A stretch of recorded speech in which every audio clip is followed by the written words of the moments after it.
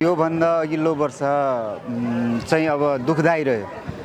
राजनीतिक किसिमले र हरेक किसिमले चाहिँ उथलपुथल भएको नाताले दुःखदायी रह्यो नेपाली माझमा। अब यो 83 सालको नयाँ वर्षले चाहिँ सुख समृद्धिसँगै अब अहिले सरकार पनि नयाँ फेरिएको छ, नयाँ युवा जोस जाँगरका साथमा आएको छ।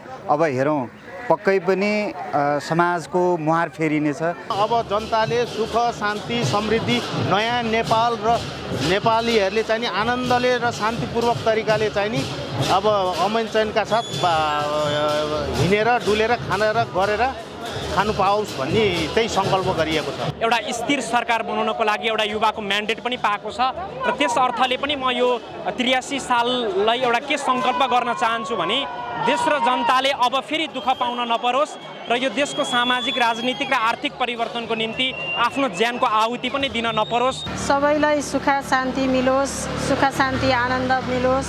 82 सालमा जे जस्तो भए पनि 83 सालमा सबैलाई राम्रो आनन्द सुख शान्ति साथ देशमा शान्ति आओस्। सबै क्षेत्रमा शारीरिक मानसिक अथवा स्वास्थ्यको क्षेत्रमा मूलत आरोग्य दिवस भर्खर संयुक्त राष्ट्र सङ्घबाट आरोग्य दिवसको चाहिँ घोषणा भएको छ।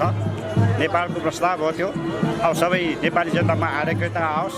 अहिले नयाँ सरकार पनि आएको छ र नयाँ सरकारले एकल बहुमत पनि ल्याएको छ। त्यसले गर्दाखेरि सरकार परिवर्तन हुने सम्भावना कम रहेको छ, जसले गर्दाखेरि नेपालमा स्थिरता शान्ति र विकासको बाटोहरू पनि अब खुला हुन्छ जस्तो लागेको छ। दुःख लाग्दो क्षण नआओस् कहिल्यै पनि 83 सालमा होइन, योभन्दा पछाडि कुनै पनि सालमा नआओस्। राम्रो होस्, हर्ष उमङ्गका साथ नयाँ इच्छा चाहना जोस जाँगरका साथ नयाँ परिवर्तन आएको छ देशमा होइन, आमूल परिवर्तन।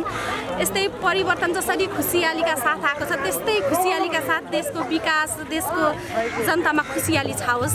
अब नयाँ वर्षले साँच्चै पनि नेपाली सबैलाई एउटा उमङ्ग जोस जाँगर ल्याओस् र देशले जुन अप्ठ्यारो अवस्थाबाट गुज्रिरहेको थियो, अब अहिलेको एक महिनाको भन्दा पनि लगभग 2/3 सरकार छ, यसले जनताको चाहिँ मनोभावना बुझेर काम गरिदियोस्। त्यो नयाँ वर्षले सबैलाई सफलता र शुभकामना दियोस् र यो जुन अहिले बनिरहेको सरकारले पनि जनताको अपेक्षा पुरा गरिदियोस्